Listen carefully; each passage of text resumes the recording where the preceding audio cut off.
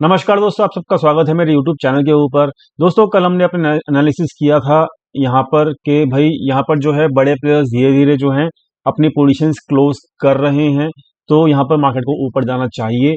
तो कल जो क्लोजिंग हुई थी 16,953 की, वहाँ से मार्केट 250 पॉइंट ऊपर गया। तो जो हमने कल एनालिसिस किया था, मार्केट ने एग्जैक्टली उसको फॉलो भी किया। अब देखते हैं दोस्तों आगे क्या हो सकता है मार्केट के अंदर। तो आगे जो भी डाटा पॉइंट्स बोलेंगे हम उसके हिसाब से ही यहाँ पर एनालिसिस करते हैं, आपको पता है। तो यहाँ पर मैं कभी भी डाटा पॉइंट्स को फॉलो मतलब डाटा पॉइंट्स के अलावा प्राइडिक्शन को ज़्यादा महत्व नहीं देता हूँ। तो प्राइडिक्शन जो है वो यहाँ पर एग्जैक्टली जो है बुलिश नज़र आ रहा है, ठीक है। बट यहाँ पर एक रेसिस्टेंस के आसपास मार्केट है, 17,245 के आसपास, याद रखिएगा। तो इमीडिएट जो रेसिस्टेंस है वो 245 से लेकर 300 तक का बीच में रहेगा। ये केवल और केवल चार्ट्स के बेसिस के ऊपर मैं बोल रहा हूं आपको।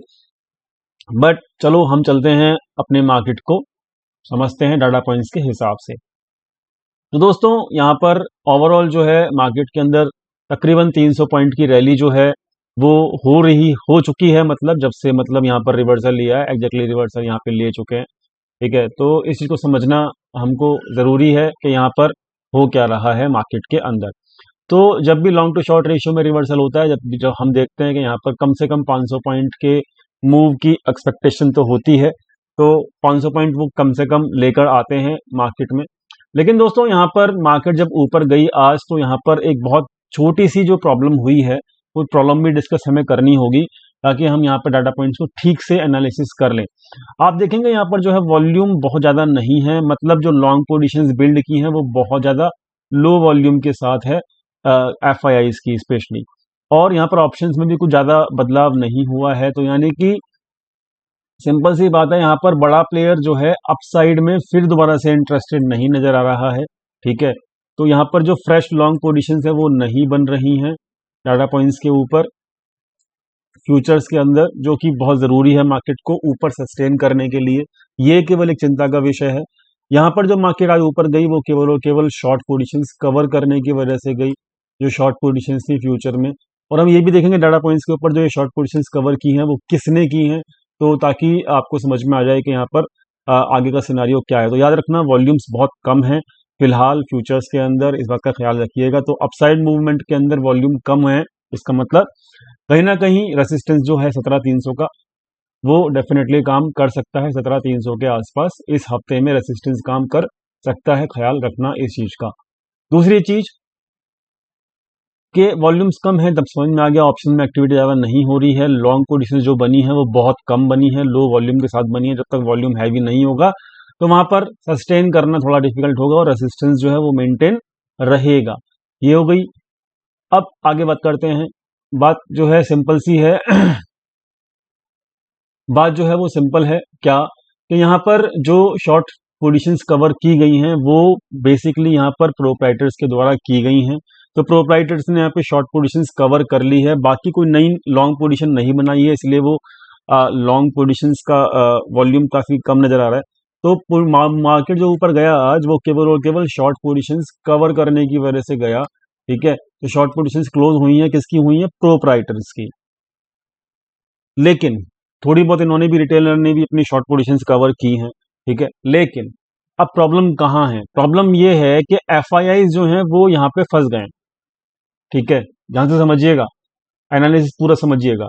FIIs यहाँ पर फंस गए हैं। कल हमने एनालिसिस करके आपको बताया भी था कि FIIs की बहुत अच्छी खासी शॉर्ट पोजीशंस हैं। इन लोगों ने अपनी पोजीशंस कवर कर ली, इन लोगों ने भी अपनी शॉर्ट पोजीशंस कवर कर ली, मार्केट ऊपर चला गया। लेकिन FIIs ने अपनी शॉर्ट पोजीशंस कवर नहीं की है, समझ गए? FIIs ने शॉर्ट पोजीशंस कवर नहीं की है। ये जो आपको नंबर दिख रहा है ये बहुत छोटा नंबर है, लो वॉल्यूम के साथ है, यानी कि इन्होंने आज लॉन्ग पोजीशंस तो ऐड की है, ठीक है, लॉन्ग पोजीशंस तो ऐड की है, लेकिन इन्होंने अपनी शॉर्ट पोजीशंस को भी क्लोज नहीं किया है। और इनकी शॉर्ट पोजीशंस काफी हैवी हैं, कल भी थी, एक्सपेक्टेड ये था कि आज ये अपनी शॉर्ट पोजीशंस क्लोज कर देंगे, लेकिन केवल प्रोप्राइटर ने किया शॉर्ट पोजीशंस क्लोज, रिटेलर ने किया, लेकिन इन्होंने नहीं किया मेरे हिसाब से। तो मतलब जो डाटा पॉइंट्स दिखा रहा है उसके हिसाब से, तो यहाँ पर लॉन्ग पोजीशंस तो लो वॉल्यूम के साथ ऐड किया है, लेकिन शॉर्ट पोजीशंस जो हैवी हैं वो अभी भी सिस्टम में हैं इनकी। तो यहाँ पर हमने कल यही बोला था आपको कि भाई जो भी डाउन साइड मूव आएगा वहां पर ये शॉर्ट पोजीशंस क्लोज करेंगे एफआईआईज लोग। लेकिन आज हुआ क्या आप जानते हैं कि यहाँ पर मार्केट डायरेक्टली गैप अप खुल गया और वहां पे 17,100 के आसपास जब खुला तो वहीं उसी लेवल के आसपास ही घूमता रहा और मार्केट फाइनली ऊपर चला गया। तो इनको शॉर्ट पोजीशंस क्लोज करने का इनका जो प्राइस है शायद वो इनको नहीं मिल पाया है एफआईआईज को। तो ये बड़ी मतलब विचित्र बात है कि मतलब मार्केट 200 पॉइंट ऊपर चला गया फिर भी ये शॉर्ट पोजीशंस होल्ड करके बैठे हुए हैं। और एफआईआईज दोस्तों मार्केट के राजा होते हैं, आप जानते हो। तो एफआईआईज जो हैं वो यहाँ पर शॉर्ट पोजीशन अगर होल्ड करके बैठे हैं तो कहीं ना कहीं वो अपनी शॉर्ट पोजीशंस क्लोज करने के लिए एक डिप और लेके आ सकते हैं, इस बात का ख्याल रखिएगा। तो यहाँ पर डिप जो होगा वो मतलब जो भी डिप होगा वो उनको इसी एक्सपायरी में लेके आना पड़ेगा, यानी कि अगले 2 दिन के अंदर अंदर लेके आना पड़ेगा, क्योंकि एक्सपायरी भी है। तो ये ख्याल रखिएगा कि आपको मार्केट के अंदर वॉलिटिलिटी इंक्रीज होती हुई दिखेगी अभी अगले 2 दिन के अंदर, जस्ट बिकॉज के यहाँ पर मार्केट के एफआईआईज जो हैं वो अपनी पोजीशंस क्लोज नहीं कर रहे हैं अभी भी। तो उनको ये लग रहा है कि हमको एक अच्छा प्राइस के ऊपर प्राइम मार्केट मिल जाएगा एफआईआईज को, तो वो अपनी शॉर्ट पोजीशंस क्लोज कर देंगे। तो ओवरऑल जो है सिनारियो सिंपल है कि नई पोजीशंस बिल्ड नहीं हो रही हैं। कौन सी? लॉन्ग साइड की। ठीक है, लॉन्ग साइड की पोजीशंस बिल्ड नहीं हो रही हैं फ्यूचर्स में, जो कि जरूरी है मार्केट को सस्टेन करने के लिए, वो नहीं हो रही हैं डाटा पॉइंट्स के हिसाब से। एफआईआई शॉर्ट पोजीशंस अभी भी होल्ड करके बैठा हुआ है, इसको अपना प्राइस चाहिए। तो मेरे हिसाब से ये अभी भी जो है, जो इनका कल का मूड था कि अपना ये शॉर्ट पोजीशंस क्लोज करने के लिए मार्केट को नीचे लेके आएंगे, लेकिन आज मार्केट नीचे नहीं आ पाई तो फिर भी इन लोगों ने अपनी पोजीशंस क्लोज नहीं की है। तो मेरे हिसाब से ये एक बार तो कम से कम अगले 2 दिन के अंदर अपनी पोजीशंस क्लोज करने के लिए मार्केट को नीचे लेके आ सकते हैं, ये डाटा पॉइंट साफ साफ बता रहे हैं। ठीक है, और ओवरऑल जो है वो पुट सेलिंग जो है ये यहाँ पर प्रोप्राइटर कर रहा है।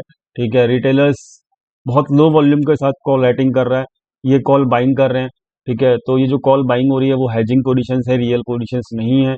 तो ओवरऑल जो है मतलब फ्यूचर्स का डाटा जो है वो बिल्कुल आप ये कह सकते हो कि नई पोजीशंस नहीं बन रही, शॉर्ट पोजीशंस क्लोज हुई है, लेकिन बहुत केवल 2 प्लेयर ने की है, एफआईआईज ने नहीं की। तो एफआईआईज एक डाउन साइड मूव लेके आ सकते हैं, ख्याल रखिएगा इस चीज का। अगले 2 दिन के अंदर मतलब मार्केट के अंदर आपको दोनों तरफ की मूवमेंट अभी भी मिल सकती है। तो मार्केट को डाउन साइड मूव लेके आना है एफआईआईज को, तो वो अपनी मार्केट को पोजीशंस को अपने प्राइस के आसपास लेके आएंगे। तो वो कम से कम अब यही है कि 17,000 के आसपास जो है वो एक अच्छा सपोर्ट नजर आता है ऑप्शन चेन के ऊपर। तो देखते हैं मार्केट के अंदर क्या होता है अब। लेकिन ऑप्शन चेन के हिसाब से जो बड़ा प्लेयर है, क्या वो नुकसान खाएगा? ये वाली बात है कि एक तरफ कुआ एक तरफ खाई, दोनों वाली सिचुएशन ऐसी हो चुकी है कि शॉर्ट पोजीशंस एफआईआईज तो हैं वो शॉर्ट हैं फ्यूचर्स के अंदर, और प्रोप्राइटर जो हैं वो लॉन्ग हैं अपना ऑप्शंस के अंदर पुट सेलिंग करके। तो अब यहाँ पर सिचुएशन ऐसी आ गई है कि दोनों आमने सामने, और कौन बदला लेगा किससे। तो अब मैं तो एफआईआईज को समझता हूँ कि वो मतलब अपना बदला ले लेंगे, लेकिन मेरे हिसाब से ये प्रोप्राइटर्स को भी नुकसान नहीं पहुंचाएंगे। ठीक है, और ये एक पैनिक डिप लेके फिर मार्केट को ऊपर खींच लेंगे, मेरे हिसाब से ऐसा ही होना चाहिए। ठीक है, ये मेरा एक्सपीरियंस कहता है, क्योंकि ये बड़ा प्लेयर भी जो है, प्रोप्राइटर भी बड़ा प्लेयर है, ये भी नुकसान शायद ना करे। ठीक है, तो 17,000 के आसपास जो है प्रोप्राइटर्स की पुट सेलिंग की पोजीशंस हैं, और लेकिन फ्यूचर्स में शॉर्ट पोजीशंस अभी भी बरकरार कर रखी हैं।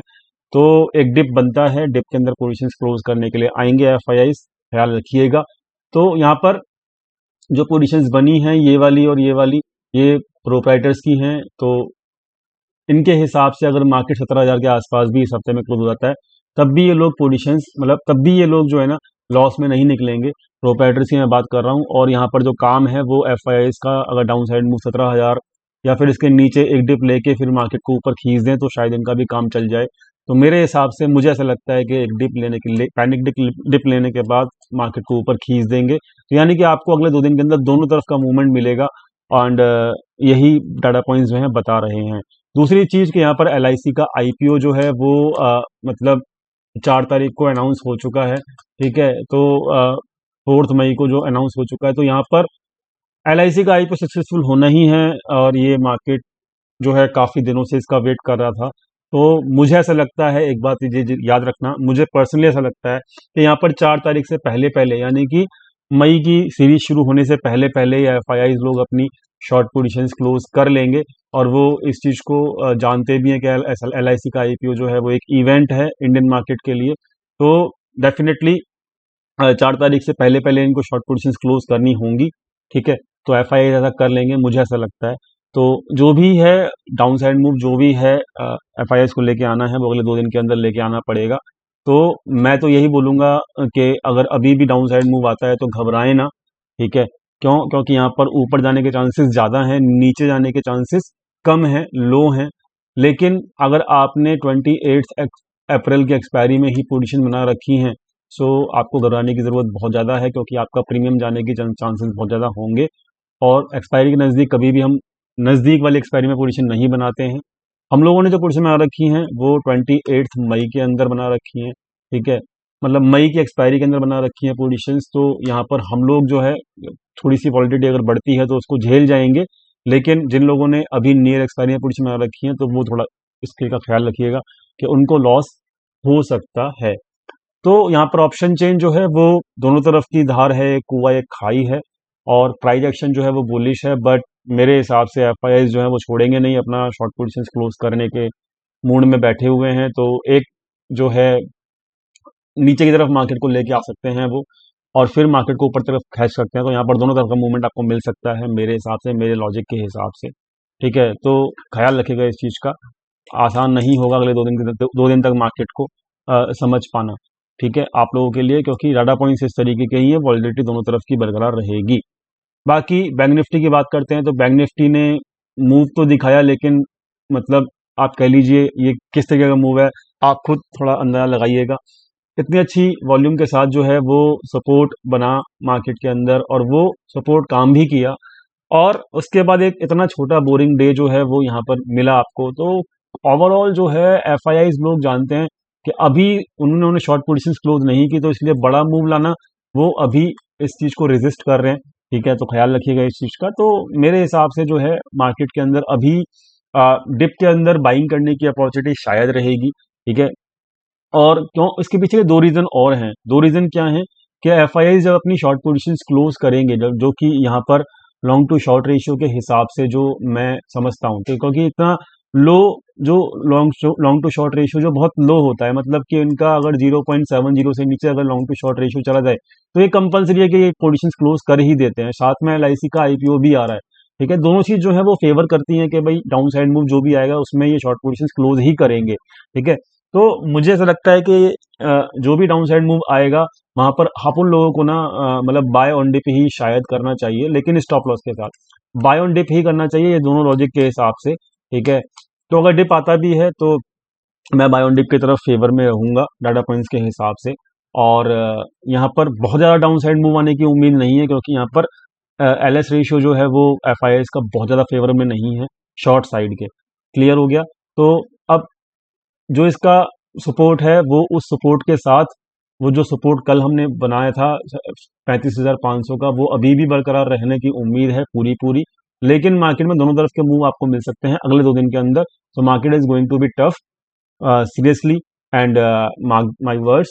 So data points are really मतलब दोनों तरफ के हैं डाटा पॉइंट्स, ऊपर के भी हैं नीचे के भी हैं।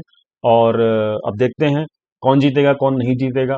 17,000 के आसपास क्लोजिंग होती है तो ना तो कोई जीतेगा, मतलब एफआईआई अपने काम में सक्सेसफुल हो जाएंगे और प्रोप्राइटर की इज्जत बच जाएगी।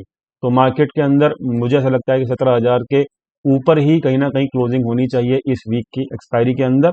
बाकी देखने वाली बात है कि लाइव डाटा में क्या होता है क्या नहीं होता।